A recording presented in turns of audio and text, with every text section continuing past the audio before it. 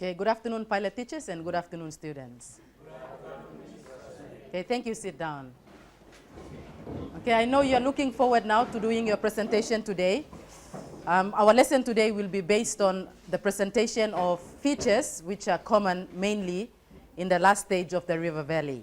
But before we go ahead to your presentation of work, I would like us to correct those activities we were assigned to complete yesterday or from our last lesson.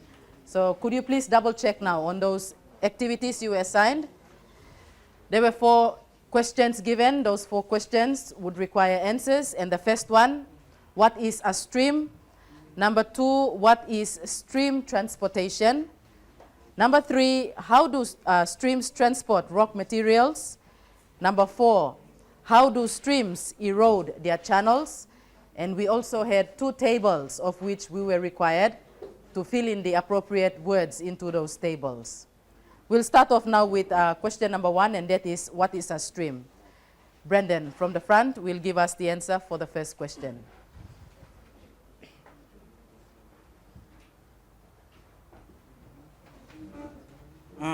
Stream is a body of running of water that is confined in a channel and moves downhill under the gravity.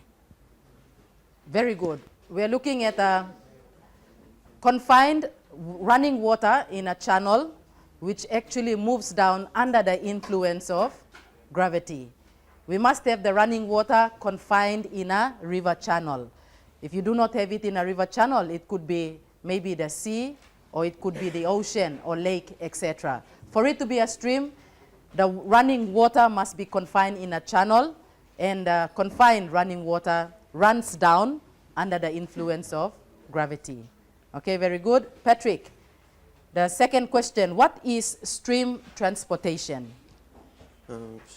Stream transportation is the movement of sediment load by a stream. Okay, very good. It's mainly to do with the movement of sediment load or the movement of load. When we talk about the load of a stream or of a river, that is any materials that are carried by the moving water. Number 3, how do streams transport rock materials? Gideon. Streams transport rock materials in 4 different ways. They can be in a form of traction, saltation, suspension, and solution. Okay, very good. And if you were also asked to explain each of those 4 different methods of stream transportation, I hope you will be able to explain them as we have gone through them already. Question number 4. Kiran, how do streams erode their channels? Streams erode their channels in 4 ways: through attrition, corrosion, abrasion, hydraulic action, and solution or corrosion. We've got 4 different ways. He's given us 4 of those. We'll double check again. We have corrosion or solution, corrosion or abrasion, that's 2, attrition, that's the 3rd one, and hydraulic action. Very good. Again, you should be able to identify the different stream erosional processes by looking at the difference between each one of those 4. Okay, we're doing corrections? Good. You were expected then to copy out a table, and in the table, the explanations was given in the middle. On the right-hand side, you were supposed to fill in the correct word that will go with transportation. And on the left-hand side, you were supposed to put in the correct word that will go with the type of load which is actually transported by the stream. Okay, we look at the answers now. The answers are already from on the monitor. You can double check to make your corrections. Okay, the first one, the explanation given there is stream transportation of clay and silt particles kept afloat because of the swift flow and turbulence. The transportation process then should be suspension. We happy with suspension? Yes. Okay, and the type of load carried would be the suspended load. Okay, the second explanation, stream transportation of sand, gravel, and stone by sliding or rolling along the bottom. Transportation process should be traction, and the type of load carried should be bed load. And finally, stream transportation of dissolved load. Transportation process should be solution, and the type of load carried should be the dissolved load. Okay, and it is the transportation process of suspension, traction, and solution, suspended load, bed load, and dissolved load that we are supposed to fill in. And this is the order that it should come in together with the explanation. We double check. Are we happy with the answers as shown on the monitor? Yes? Okay, good. Make your corrections. And finally, the last activity. You are supposed to again copy a table, this time with 2 columns.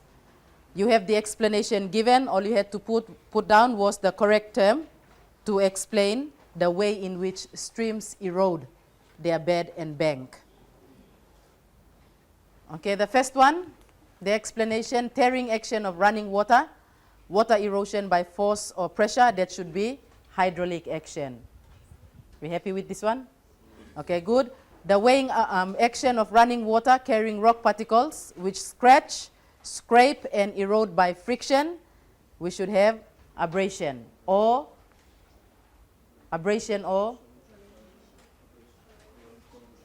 corrosion.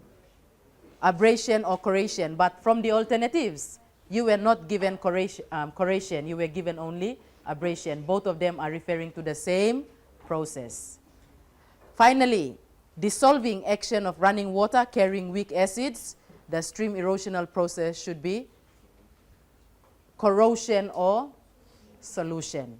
They are both referring to the same concept or the same explanation. Okay, that then will conclude the activities you were supposed to have done for homework. To recap, so that our viewers can also note what we are going to do now for the rest of our lesson.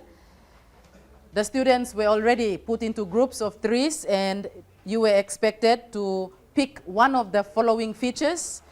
Note that most of those features are to do with the last stage of a river valley. And because we did not get to explain the formation of those features, you were given the task to do the explaining. Some of those features, like the canyon and the gorge, also the plunge pool, they are not features found on the last stage. Rather, they are features found along the first and the second stage of the river valley. But all the other features are mainly to do with features formed on the last stage. You are now going to explain the formation of those different features that you have been assigned to complete.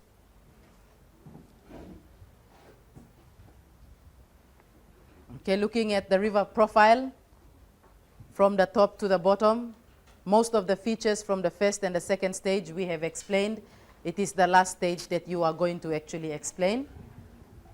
And also, for the last stage, you will note that most of those features tend to be depositional features, and they tend to be found on the lower gradient or the last stage of the river valley. Okay, having looked at that very brief introduction, I will now call upon the first group. And when the first group comes up, they will tell us exactly what feature that they are going to present, and also they will go ahead with the explanation of the feature. Ovio, your group, and we will work around to the front.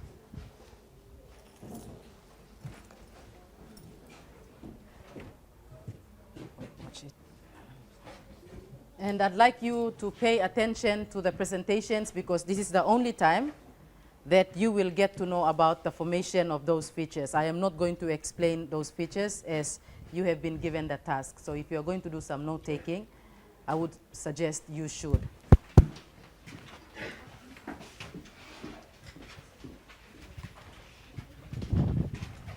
Good morning, fellow students. We've chosen our case study to do with delta. Delta is the deposition of sediments at the mouth of a river or tidal inlet. Okay, there are 3 stages in the development of a delta: stage 1, stage 2, and stage 3.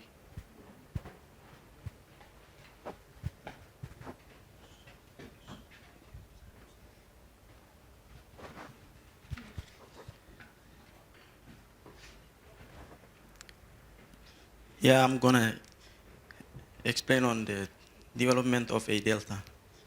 the stages in the development of a delta. In stage 1, diffusion divides the river mouth into several distributaries. Spits and bars arise and lagoons are formed.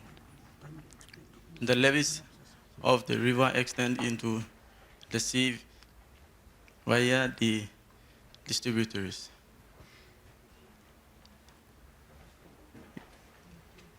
In this stage, the lagoon begin to get filled with sediments and they become swampy.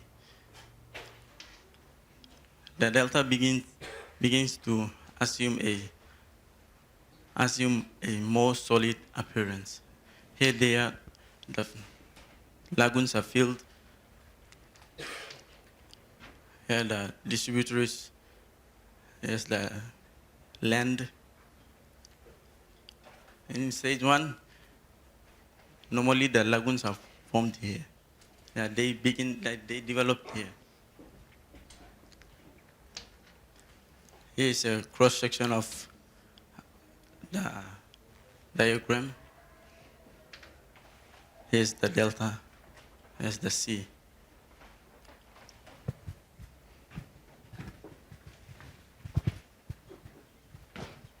Okay. Finally, we have the stage 3. It is the stage where the old part of the delta becomes, this old part of the delta, it becomes colonized by plants. The plants mainly found here are, for instance, mangroves and other sea plants. And its height is slowly raised as a result of this. The height of this is slowly raised when more sediments are, more sediments are transported towards the sea. We have the sediments deposit over here, and then the land slowly rises. The swamps gradually disappear, and this part of the delta becomes dry land. The swamps over here are filled up with sediments carried by the river. They're filled up, and it finally becomes a swamp where the whole part of the delta here is solidified. It becomes dry land, and then the lagoon over here that used to be over here gets filled up with the sediments, and because of there's water there, it becomes a bit muddy, so it forms a swamp. Okay, note that in all the 3 stages, stage 1, 2, and 3, can be often be seen in a delta. As deltas grow larger and larger, the old parts merge imperceptibly. These old parts over here, they merge imperceptibly, meaning they are not noticed.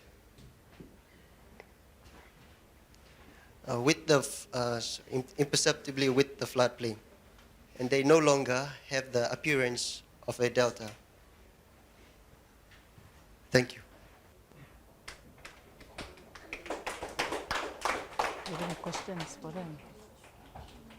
You want to ask some questions? So stay there first. We might have some students with some questions for you. If you have any questions, perhaps with the explanation on the delta, you could ask, and if you don't have questions, then we will tell them to go back, and then the next group of students to come and do their presenting. Question time. So if you were given a question in the test to actually explain what is a delta, will you be able to explain what a delta is? If you are asked in the test to explain with the help of a well-labeled diagram the stages in the development of a delta, will you be able to explain? Okay, there's a question from Val. With the old part of the delta, could you emphasize more about that? Explain the old part of the delta. Why is it called the old part of the delta? Okay. You mean I'll elaborate more on the old part of the delta? Okay. Okay. The reason why this is called the old part of the delta is because more sediments have been taken towards the sediments have been transported seawards. Meaning you have a floodplain over here. Sorry, I haven't explained the floodplain. The delta over here, at the first stage you have the delta, a small delta over here. And at the second stage we have the delta extending seawards. Meaning more sediments have been carried towards the sea and like sediments have been deposited over here. And as a result of more sediments being carried, we have an extended, a floodplain. Okay, the old part over here was firstly the small delta over here. Okay, and then this over here, the bigger part over here, the extended floodplain, it becomes the younger part over here, younger delta. Okay, the old delta is over here, which was like firstly was over here. And now you have the young delta over here, which is the floodplain. You get what?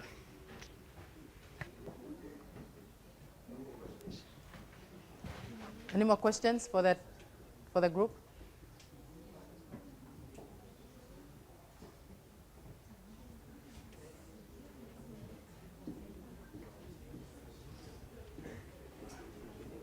Okay, if there are no other questions, thank you very much. Put our hand together for these two students for their presentation. Okay, and the blue tag, if you can pass it to the next lot of students to use, the blue tag. And we'll have the next group to do their presentation and also explanation of the feature they are working with. Okay, next group.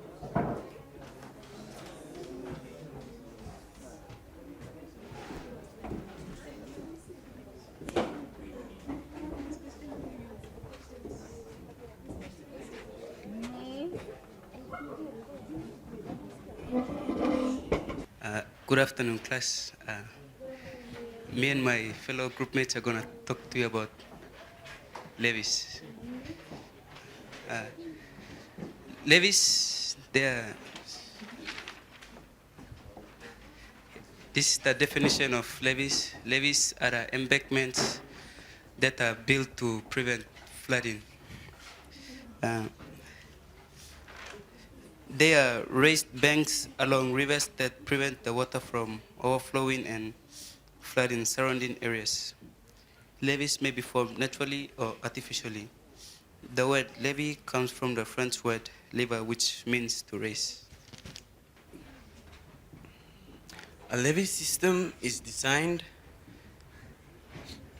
not only to prevent floodwaters from overrunning the land, but also, where possible, to slow the destruction velocity of a flood. Example, a levee may be set back from riverbanks to create a border flood channel.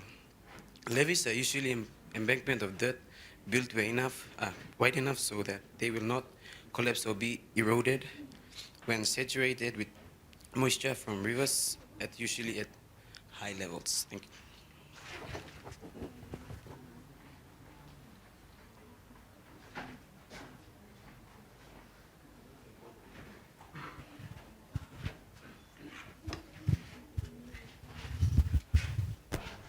Okay, I'm going to explain the formation of a levee. As you can see here, this is the first stage. Okay, when the river floods, shows here, this is the river flooding. Water flows over the large banks, and deposition occurs on the sides of the river. Water moves quickly in the river center, so no deposition occurs here.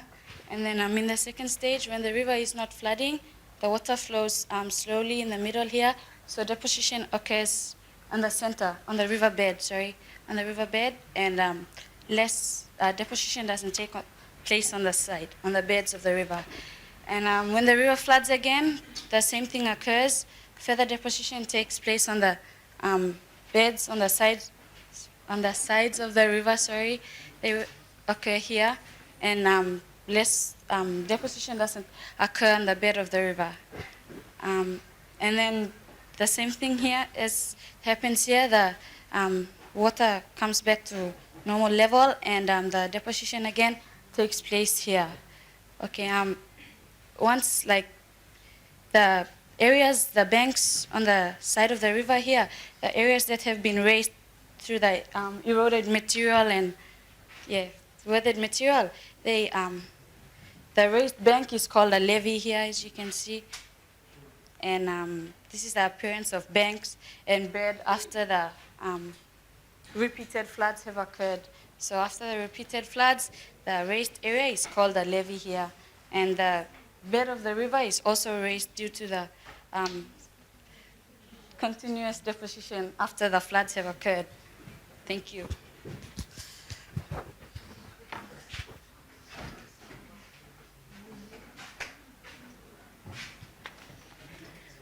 There are two types of levees, the natural and the artificial. Natural levees are sometimes not high enough or strong to hold back flood water. Engineers then build artificial levees from rock or concrete.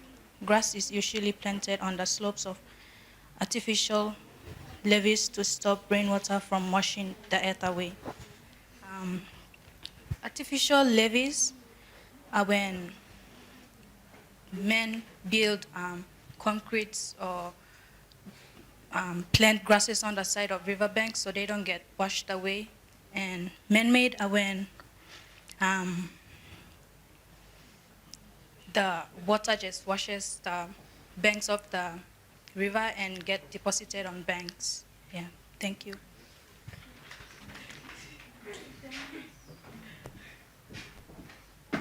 Question for that group?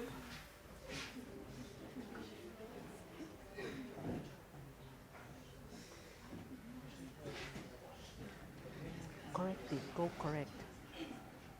Any corrections to be made, you make it. We have a couple of questions, but we'll let the group. Sorry, not man-made, but natural levees.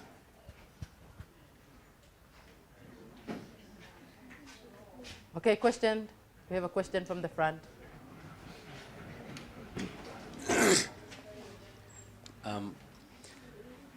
My question is, do levees build up on both the concave and convex banks?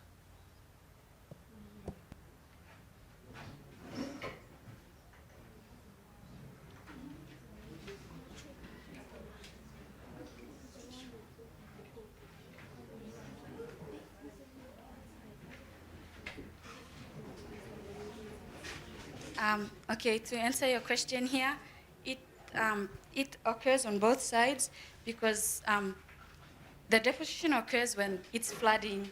So when it's flooding, the sides of the river, the eroded material get deposited there. So they occur on both sides of the river. Thank you. Any other questions? You have a question?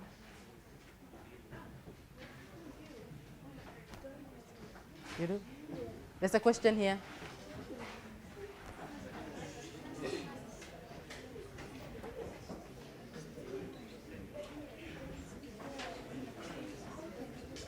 Can levees be formed just like having only once flooding, the plains been flooded?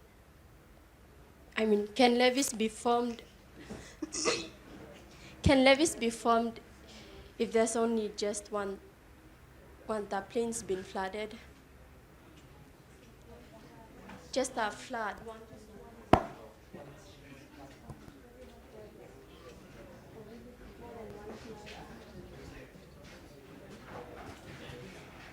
It really depends on how much materials deposited on the banks.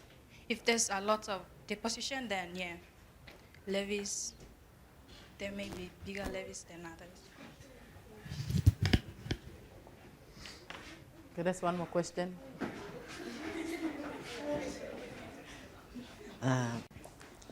You said grasses are planted on the artificial levee. Why are grasses planted on the artificial levee? Natural. Why grass is planted is because it can prevent the materials from eroding down into the sea or the river, and yeah, grass is usually planted on the slopes of a artificial levee to stop rainwater from washing the earth away. So it means that it doesn't have to wash away the banks.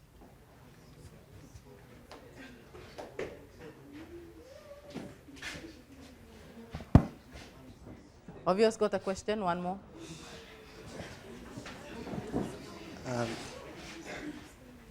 What happens if the water gets even more flooded? To do with the artificial levee? Is there a possibility in like planting more grasses on the levees?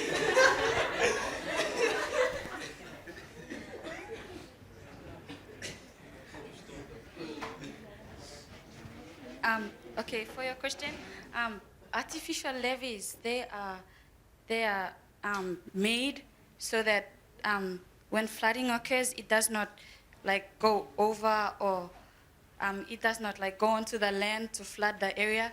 They are added onto the natural. I mean, if they believe that the natural levees cannot hold the water when it floods, they add on more like sand and grass and everything to form this artificial levee so that flooding cannot move into the land to flood the land.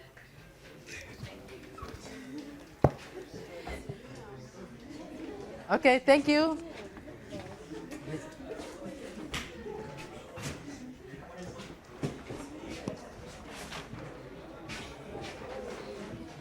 They've done really well, actually. Okay, we'll have to put our hand together for this group here.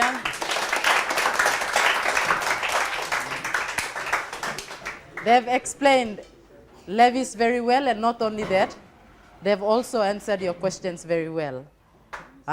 All the questions that you asked, they have answered the questions well enough for me not to go ahead for further emphasizing on it. So well done.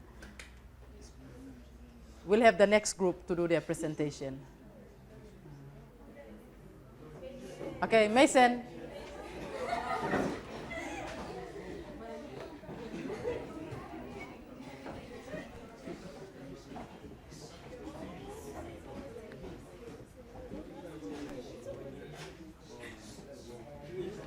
Well done.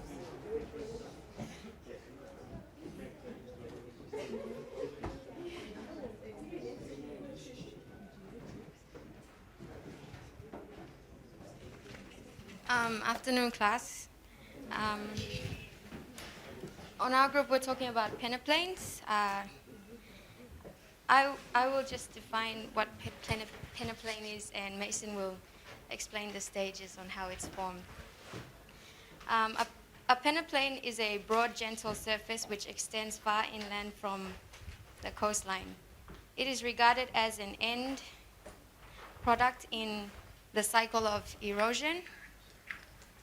Panoplanes are produced by the downward and sideway cutting of rivers. You notice that there are little or gentle slope hills and monadocks which rise above the panoplane, which is the bottom diagram on the chart. These are hard rocks. The reason why those lumps are there is because of the hard rock remains which do not erode, therefore are left standing.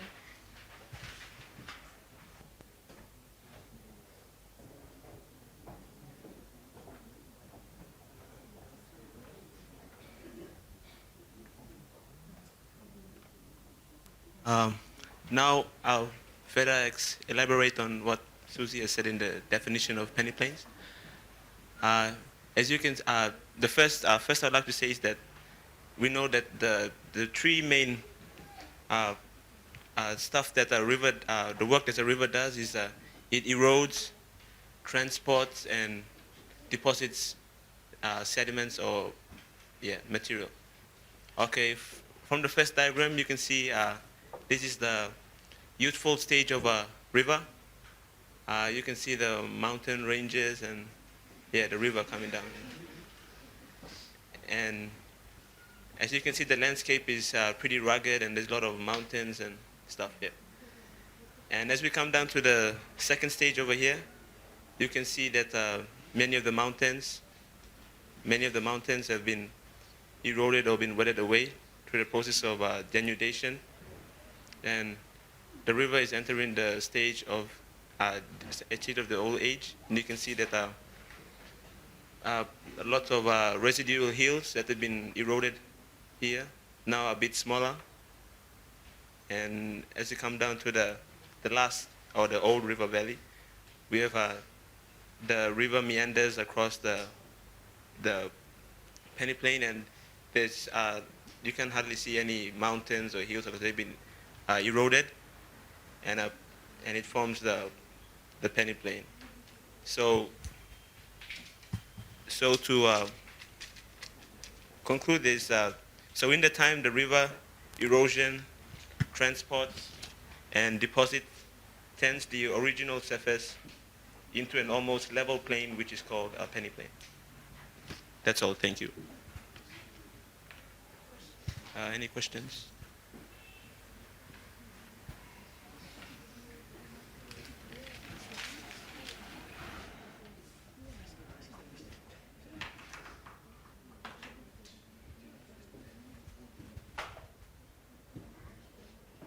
There's a question here. It's the microphone.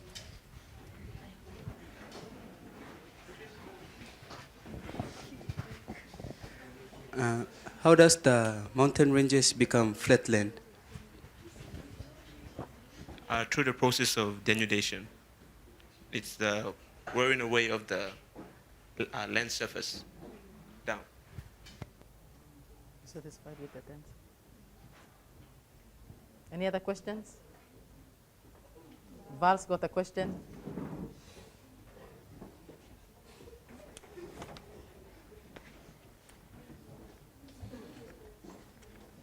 How large is the plane, the Panoplane?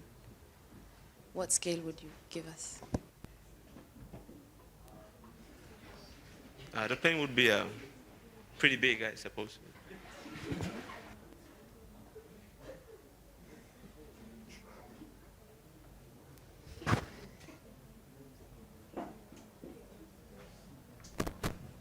How many rivers or streams will be running through the Panoplane? Only two, or will there be like more than one? It'll be more than one. Depends on the track or the channel that the river follows.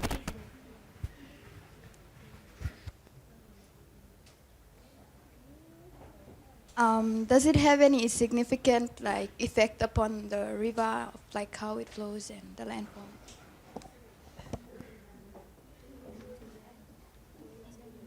Repeat your question again.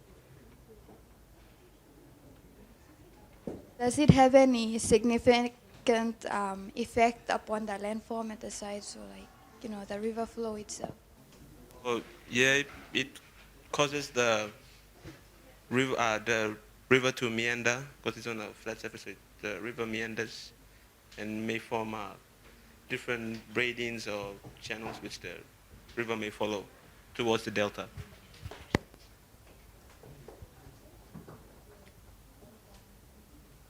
Any other questions?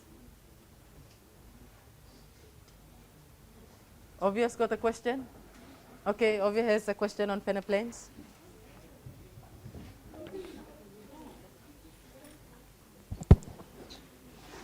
I was wondering if river cliffs would be common in there.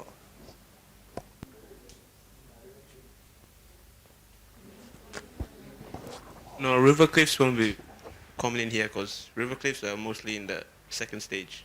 But Panoplane is mostly concentrated on the last stage of the river valley.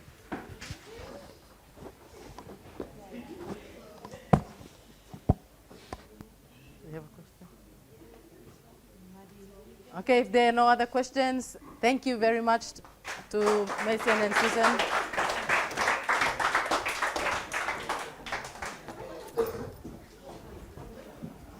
Again, these two students have done the presentations very well. I'm pretty sure that a lot of you have not or maybe you do not know about the Panoplane, and this is the first time you might have heard about it. And the Panoplane, if you looked at the diagram, it is the last diagram. But they have shown you the stages in the development of a Panoplane. Usually you start off, all rivers or most of the rivers would start off in a high elevated area, steeper gradient, V-shaped valleys, interlocking spurs, potholes, etc. Continuous work of the river will lower the surface as explained by that group. And the lowering of that surface to the final stage would be the formation of a flat, almost flat area, which is referred to as a Panoplane. Does the flow or does the Panoplane have an effect on the flow of the river? Definitely it does. Because we are on the lowland stage, that means the water is no longer flowing as fast as it is supposed to. Therefore, there will be a lot more braiding and meandering as explained by Mason. And not only that, a lot more deposition will actually take place. Okay, thank you very much then for the presentation. Okay, if you can stand up now. To the pilot teacher, our keyword for lesson 77 is delta. Good afternoon and thank you, students.